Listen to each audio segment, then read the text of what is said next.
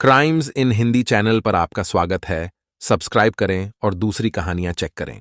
36 साल के प्रत्यूष मणि त्रिपाठी उत्तर प्रदेश की राजधानी लखनऊ के कैसरबाग कोतवाली स्थित गगनी शुक्ला मोहल्ले के रहने वाले थे। 8 साल पहले उनकी शादी प्रतिभा त्रिपाठी के साथ हुई थी। उनका एक बेटा और 2 बेटियां हैं। प्रत्यूष मणि त्रिपाठी भारतीय जनता पार्टी युवा मोर्चा के पूर्व प्रदेश मंत्री थे। वह मध्यम वर्गीय परिवार से थे। राजनीतिक कारणों से जमीनी नेताओं के तमाम दुश्मन भी बन जाते हैं। प्रत्यूष मणि त्रिपाठी के घर से कुछ दूरी पर मॉडल हाउस है। वहां रहने वाले एक मुस्लिम परिवार से प्रत्यूष की कुछ अनबन हो गई थी। पुलिस के मुताबिक अनबन की वजह यह थी कि प्रत्यूष ने उस परिवार की एक लड़की को फेसबुक पर फ्रेंड रिक्वेस्ट भेजी थी। लड़की ने उनकी फ्रेंडशिप कबूल नहीं की। इस बात को लेकर विवाद हुआ। लड़की के परिवार के लोग प्रत्यूष से झगड़ा करने उनके घर आए और लड़े भिड़े। कैसरबाग थाने में दोनों तरफ से मुकदमा दर्ज कराया गया। पुलिस ने मामले को रफा दफा करने के लिए कोई बड़ा कदम नहीं उठाया। प्रत्यूष मणि त्रिपाठी के लिए यह शर्मनाक बात थी कि उनकी पार्टी सत्ता में थी और वह अपनी धमक कायम नहीं कर पा रहे थे। अगर नेता ही अपने काम नहीं करा पाए तो उसके साथ रहने वाले कार्यकर्ता ज्यादा देर नहीं टिकते।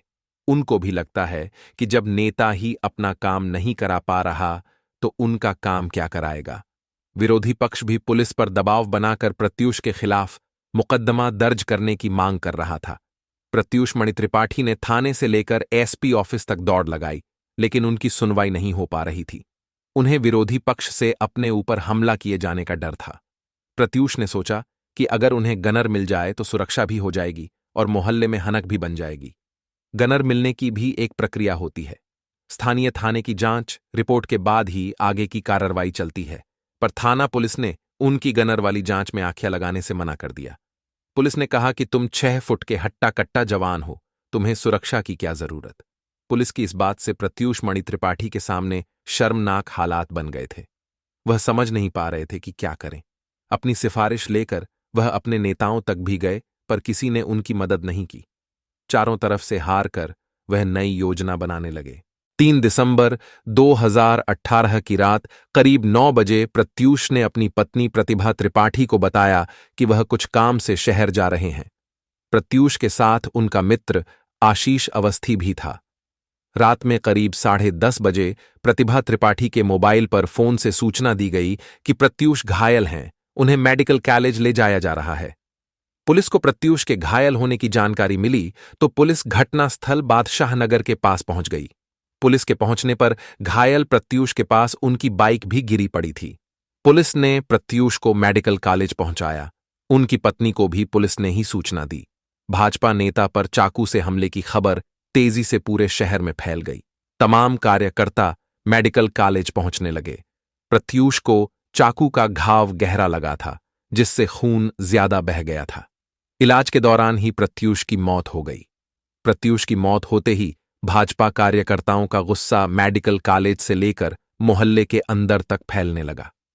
प्रत्यूष मणि की पत्नी प्रतिभा और भाई अशोक मणि ने हत्या का आरोप उन लोगों पर लगाया जिनसे प्रत्यूष का 25 नवंबर को झगड़ा हुआ था।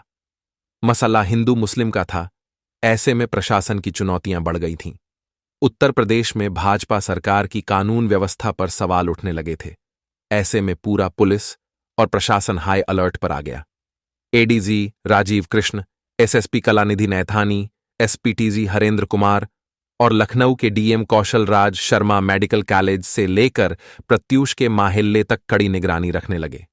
बीजेपी के तमाम नेता और मंत्री अस्पताल से लेकर घर तक शोक प्रकट करने पहुंचने लगे। इनमें डिप्टी सीएम डा दिनेश शर्मा, मेयर संयुक्ता भाटिया, मंत्री ब्रजेश पाठक, रीता बहुगुणा जोशी सहित तमाम लोग शामिल थे। सभी ने प्रत्यूष के परिवार को दिलासा दी कि उनके साथ न्याय होगा। सभी लोग उनकी मदद को तैयार हैं। कुछ लोगों ने परिवार की अपने स्तर से भी मदद का भरोसा दिलाया। उत्तर प्रदेश गवर्नमेंट की ओर से प्रत्यूष के परिवार की मदद के लिए 10 लाख रुपए सहायता देने की घोषणा भी कर दी गई। पुलिस ने नामजद लोगों के खिलाफ मुकदमा कायम किया और आनन फानन में उस परिवार के सलमान और अदनान नामक 2 युवकों को पकड़ भी लिया। प्रत्यूष की शवयात्रा के साथ हुजूम उमड़ पड़ा। विरोधी पक्ष के घर तोड़ फोड़ न हो, इससे बचने के लिए पुलिस ने बैरिकेडिंग कराई। शवयात्रा के रास्ते में उत्तेजक भीड़ ने कई लोगों पर हमले भी किए। पुलिस पर अब हथियारों को पकड़ने का दबाव था। पुलिस ने हत्या वाली जगह का बारीकी से मुआयना किया तो वहां एक जगह सीसीटीवी कैमरा लगा मिला। पुलिस ने उस कैमरे की फुटेज निकलवाई, लेकिन वह साफ नहीं थी। जो बातें प्रत्यूष के घर वाले बता रहे थे वह घटना से मेल नहीं खा रही थीं। जिन लोगों पर हत्या की आशंका जताई थी, जांच में पता चला कि वह घटना के समय लखनऊ में थे ही नहीं। ऐसे में पुलिस ने घटना के दिन प्रत्यूष के साथ गए उनके दोस्त आशीष अवस्थी से पूछताछ की तो वह सही बात नहीं बता पाया। पुलिस ने प्रत्यूष के मोबाइल की कॉल डिटेल्स निकलवाई। जिन लोगों से उसकी बात हुई उनके फोन की भी कॉल डिटेल्स निकलवाई। पता चला कि दोस्तों के फोन की लोकेशन शहर में प्रत्यूष के आसपास ही थी। जांच के लिए पुलिस ने प्रत्यूष के दोस्तों अनिल कुमार, आशीष अवस्थी, महेंद्र गुप्ता, प्रभात कुमार और अमित अवस्थी को थाने बुला लिया। जब घटना के समय उनकी लोकेशन पूछी तो सभी ने अपनी अलग अलग लोकेशन बताई, जबकि सबकी मोबाइल लोकेशन प्रत्यूष के आसपास ही थी। पुलिस यह नहीं समझ पा रही थी कि जब सभी दोस्त साथ थे तो अपनी अलग अलग लोकेशन बताकर वह झूठ क्यों बोल रहे हैं। पुलिस की शक करने वाली दूसरी बात यह थी कि घटना के बाद ये लोग एक दूसरे से बात भी कर रहे थे। पुलिस ने सभी दोस्तों के फोन नंबरों की कॉल डिटेल्स उनके सामने रखते हुए पूछा कि जब तुम लोग अलग थे तो लोकेशन एक क्यों आ रही है। पुलिस को इस बात के और भी सबूत मिले थे, जिससे यह बात सही साबित हो रही थी कि सभी दोस्त आखिरी समय तक प्रत्यूष के साथ थे। सीसीटीवी में जो लोग आते जाते दिख रहे थे उनमें दो का हुलिया प्रत्यूष के दोस्त अनिल राणा से मेल खा रहा था। उस दिन उसने काले रंग के कपड़े पहने थे। पुलिस पूछताछ में प्रत्यूष के दोस्त टूट गए और उन्होंने सच्चाई पुलिस को बता दी। पता चला कि प्रत्यूष ने गनर लेने के लिए अपने ऊपर हमला अपने ही दोस्तों से कराया था। दोस्तों ने पुलिस को बताया कि प्रत्यूष को डर था कि उसके विरोधी उसे जान से मार डालेंगे। इससे बचने के लिए वह लिए पुलिस प्रशासन से बार बार अपनी सुरक्षा के लिए गनर की मांग कर रहा था, जबकि पुलिस उसे गनर नहीं दे रही थी। पुलिस का तर्क था कि प्रत्यूष को ऐसा कोई खतरा नहीं है जिसके लिए उसे गनर दिया जाए। कोई रास्ता न देख प्रत्यूष ने योजना बनाई कि अगर उस पर कोई जानलेवा हमला हो जिससे लगे कि उसकी जान को खतरा है तो गनर भी मिल जाएगा और उसके विरोधियों पर कड़ी कार्रवाई भी हो जाएगी। यही सोचकर उसने अपने ऊपर हमले की योजना बनाई। इसमें उसने अपने दोस्तों को शामिल किया।